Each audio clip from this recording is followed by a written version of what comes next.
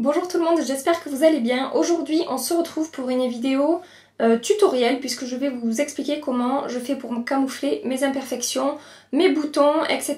Donc comme je vous ai dit, j'ai des boutons qui sont sortis ces derniers temps. Alors je sais, il y a des gens qui sont bien pires que moi, mais voilà, j'ai on va dire une bonne quinzaine de petits boutons avec des rougeurs à camoufler, plus mes zones de rougeur habituelles, le tour du nez, le menton. Donc j'ai pensé que c'était peut-être le bon moment pour moi de vous montrer comment est-ce que je fais pour camoufler ces imperfections quand je veux que vraiment rien ne transparaisse. C'est vraiment assez simple comme technique, ça prend pas, ça rajoute une ou deux étapes dans votre maquillage, mais ça prend pas non plus 25 ans à camoufler. Voilà, je dois rajouter 5 minutes sur ma routine maquillage quand vraiment je prends le temps de tout camoufler comme ça, chose que je ne fais pas forcément tous les jours. Voilà, donc si cette vidéo vous intéresse, restez connectés pour la suite, je passe tout de suite au tutoriel. Donc pour commencer, je vais appliquer un fond de teint assez léger en fait. Le principe de ma technique, c'est de ne pas appliquer un fond de teint trop couvrant, puisqu'après on va venir couvrir précisément les imperfections avec quelque chose de beaucoup plus couvrant. Donc je veux qu'il y ait quand même un rendu assez naturel, je veux pas voilà, que ce soit trop plâtre, trop couvrant. Donc pour ça, je vais appliquer le Flawless Finish Mousse Makeup fond de teint de chez Elisabeth Arden. J'avais fait une vidéo là-dessus, je vous mettrai le lien dans la barre d'infos et si vous voulez cliquer, il y aura une barrette qui s'affiche au-dessus de moi. C'est un fond de teint que j'aime beaucoup, qui est très léger, qui est très aérien, on va dire, c'est un fond de teint en mousse, donc voilà, il est vraiment léger. C'est vraiment un fond de teint spécial, hein. Je vous l'avais présenté et depuis, je m'en sers quand même très souvent, c'est un fond de teint que j'aime vraiment beaucoup. Ça va vraiment venir unifier le teint et avoir un rendu vraiment sympa sur la peau. C'est lumineux mais pas trop, ça commence un petit peu à camoufler les rougeurs mais très légèrement. Et voilà, j'aime beaucoup. Une fois que j'ai fait ça, je vais d'abord venir camoufler mes cernes. Donc comme d'habitude, un petit correcteur orange. Donc là, il s'agit de l'Intensive Skin Serum Corrector de chez Bobbi Brown. Je vais neutraliser la couleur bleutée violette de ces satanés cernes. Ensuite, je vais prendre mon Shape Tape de chez Tarte en teinte Light Medium, qui est un correcteur, comme vous le savez, très couvrant. Ça, moi, c'est ce que j'applique sur mes cernes, mais alors, j'en mets raisonnablement parce qu'il est vraiment très pigmenté et je veux pas avoir un effet plâtre sous mon œil. Donc avec ces 3 petits points de produit, ça me permet de camoufler mon cerne et de descendre le long de mon nez pour qu'il n'y ait aucune démarcation. Et de bien remonter aussi de ce côté. Donc c'est largement suffisant. Et avec ce qui me reste sur le Beauty Blender, moi j'ai des rougeurs autour du nez. Et avec vraiment la matière qui me reste, je vais descendre le long de ces rougeurs pour les neutraliser. Je vais évidemment poudrer mon dessous d'œil. Pour ça, j'utilise ma Inglot HD Illuminazing Loose Powder que je vous ai présenté à maintes reprises et que j'utilise constamment pour mon dessous d'œil. Elle est lumineuse, elle est vraiment parfaite. Comme vous pouvez voir, ça ne vient pas du tout ternir mon dessous d'œil. Je vais fixer mon anti-cerne, mais tout en gardant de la lumière et on va dire de la fraîcheur sous mon œil en fait. Une fois cette étape terminée, je vais maintenant passer aux boutons. Donc comme vous savez, j'en ai quelques-uns en ce moment voilà, que je n'ai jamais eu avant. Donc j'ai fait plein d'essais pour les camoufler et aujourd'hui j'ai trouvé une technique. Donc c'est grâce à, on va dire, comment elle s'appelle, Daisy Perkins, qui a fait une vidéo là-dessus il n'y a pas longtemps. Et j'utilisais plus ou moins la même technique, mais j'ai rajouté en fait une étape, en fait j'ai rajouté un produit différent. Et c'est vrai que ça a beaucoup changé, donc je vais vous montrer exactement moi comment je procède. Vous allez avoir besoin d'un petit pinceau précis et d'un correcteur assez couvrant, puisque bon, il va falloir atténuer les rougeurs. Donc moi j'utilise le même, le Shape Tape de chez Tarte. Vous avez en très couvrant le, comment il s'appelle, le Prolong Wear de chez MAC. Vous avez aussi qui peut bien fonctionner, je pense, l'effaceur yeux de chez Maybelline avec le pinceau pareil de venir appliquer, il est quand même assez couvrant. Enfin voilà, il y a quelques anti-cernes très couvrants. Je vais prélever un petit peu de correcteur sur mon pinceau et je vais venir déposer ça précisément sur mes rougeurs, donc sur mes boutons en fait. Et je vais taper dessus avec mon doigt pour vraiment, comment dire, estomper la matière, mais je veux que vraiment la matière reste plaquée sur mon bouton. Donc je vais faire ça sur toutes mes imperfections.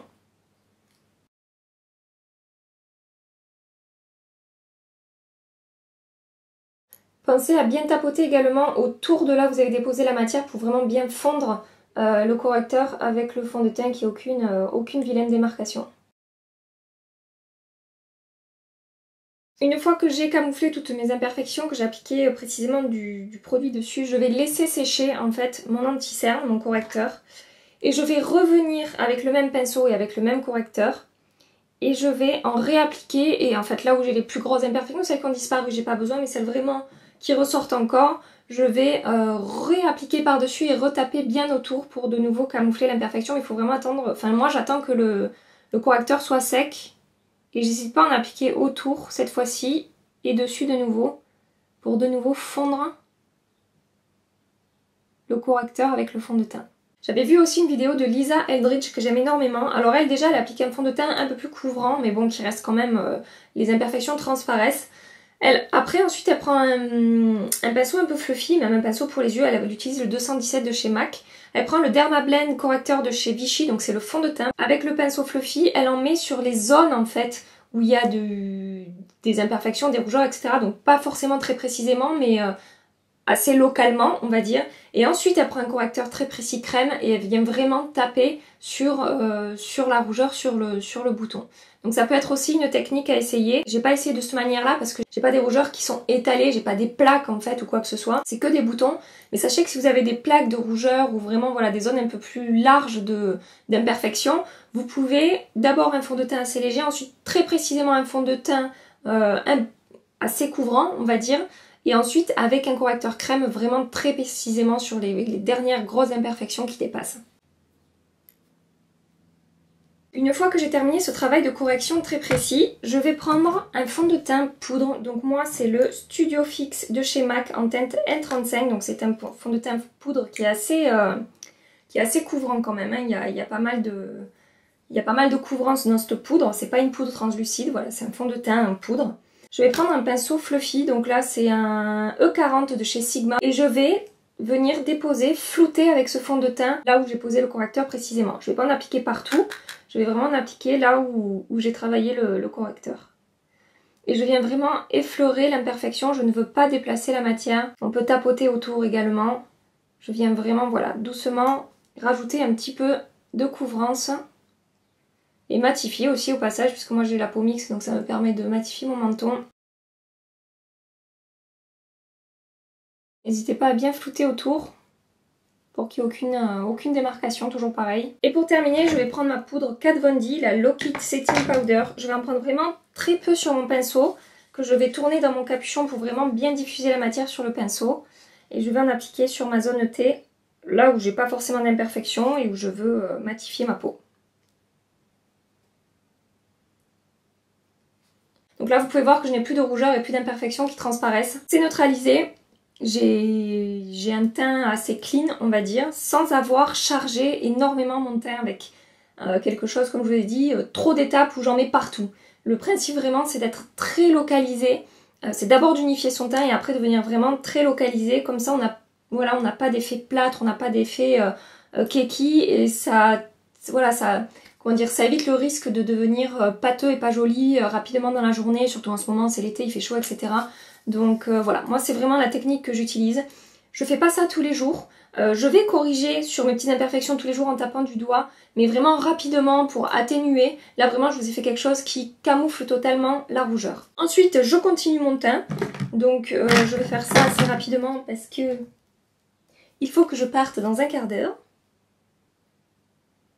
Donc là, je vais faire un petit peu de bronzer contouring. Ce sont les Smashbox Step by Step Contour Stick. Il y en a 3. Il y a le bronzer, le contour et l'enlumineur, on va dire. Moi, j'utilise que le contouring. Sachez que là où j'en applique, évidemment, j'ai pas poudré avant. C'est un endroit où il n'y a pas de poudre, donc ça va bien s'estomper. Évitez d'utiliser des produits crème par-dessus votre poudre. J'aime vraiment beaucoup ce trio de crayons. Sachez que la matière se travaille super bien, que ça s'estompe très bien et que les teintes sont vraiment réussies. Soit au niveau du contour, du bronzer, etc. C'est très sympa et que ce soit crème, voilà, c'est un effet naturel. Alors si vous avez des imperfections là où vous mettez le bronzer, essayez d'utiliser, enfin essayez on va dire de vraiment taper pour pas déplacer toute la correction que vous venez de faire. Vraiment soyez soyez, comment dire, doux. Soyez doux et vigilants de ne pas déplacer tout le travail que vous avez fait auparavant. Moi j'ai de la chance de ne pas avoir d'imperfections dans ces zones-là, de boutons dans ces zones-là. Mais sachez, vous n'êtes même pas obligé de mettre du bronzer en même temps. Moi je le fais parce que j'ai pas d'imperfection donc je risque rien. Mais vous n'êtes pas obligé, vous pouvez ajouter juste un peu de blush et ça suffit. Ou alors du bronzer poudre très légèrement avec un pinceau, vraiment effleurer votre peau pour ne pas déplacer le travail fait précédemment. Une fois que j'ai terminé le bronzer, je vais venir appliquer du blush. Je vais appliquer un blush frais en fait. Il n'est pas lumineux, quand je dis frais, c'est une couleur qui va vraiment raviver mon visage. J'utilise le Natural Beauty de chez Tarte Cosmetics. Mais voilà, un blush un peu rosé, un peu frais, n'importe quel blush fera l'affaire. Moi en ce moment c'est celui que j'utilise, voilà, c'est celui que j'ai devant moi.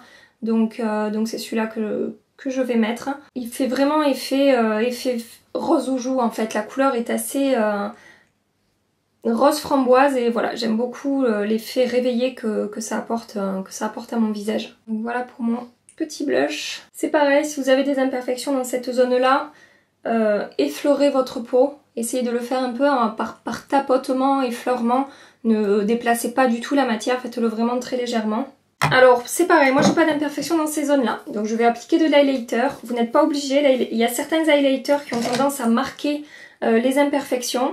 Donc ça c'est pareil, c'est comme vous le sentez. Moi j'ai pas d'imperfection dans cette zone là, donc je peux venir illuminer mon teint ici. Si vous voulez mettre un peu d'highlighter, peut-être essayer un highlighter crème léger, comme par exemple le Master Strobing Stick de chez Maybelline, qui est en crème, qui est en stick et qui est vraiment très fin et assez subtil. Il se voit quand même, c'est pas un highlighter qu'on voit à peine. Mais voilà, il marque vraiment pas les imperfections. Ou alors vous pouvez utiliser les poudres de lumière Hourglass qui vont bientôt arriver chez Sephora. On a dit en juillet apparemment, donc ça ne saurait tarder puisque nous sommes mi-juillet maintenant. Donc j'attends toujours que ça arrive.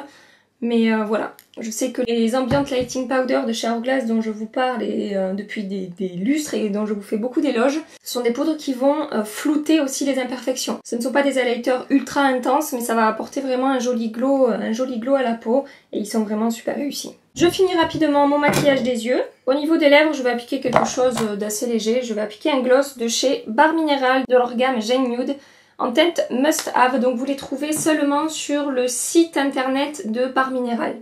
Donc ils sont pas encore sortis chez Sephora. Sachez que leur gloss et que leur rouge à lèvres liquide sont de super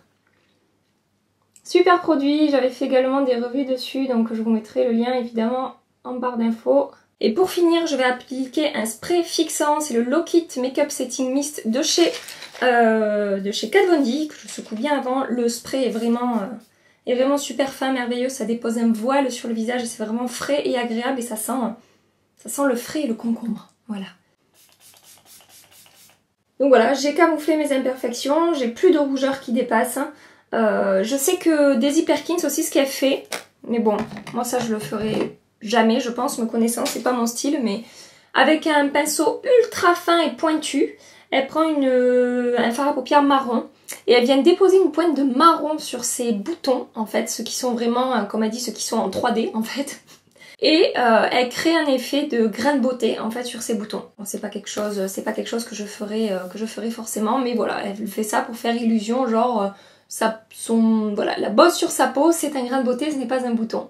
Ça fait illusion, effectivement. Après, elle dit qu'elle fait ça que pour les occasions, quand elle doit faire des photos, des shootings, etc. Je voulais aussi vous dire que vous pouvez faire cette technique, apparemment.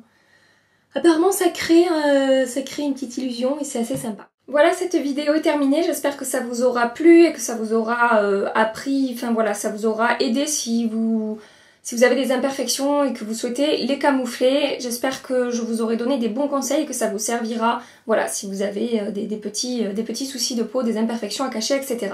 Dans ma prochaine vidéo, je vous présente le nouvel anti-cerne de chez Bobbi Brown. Normalement, je devrais le recevoir demain ou après-demain. La commande a été expédiée. Ils viennent de le sortir. Apparemment, c'est un anti-cerne, un correcteur très couvrant. Donc évidemment, quand j'ai vu ça, full coverage, nouveau Bobbi Brown, etc., je n'ai pas pu résister. Je vais tester apparemment un nouvel anti-cerne très couvrant et hyper naturel, hyper frais, etc. Donc si ça vous intéresse, évidemment, restez branchés. Si cette vidéo vous a plu, surtout, pensez à la liker et pensez à vous abonner avant de partir. Et en attendant ma prochaine vidéo mercredi matin, je vous fais des tas de bisous. Mouah, et je vous dis à très bientôt. Bye bye. Bye.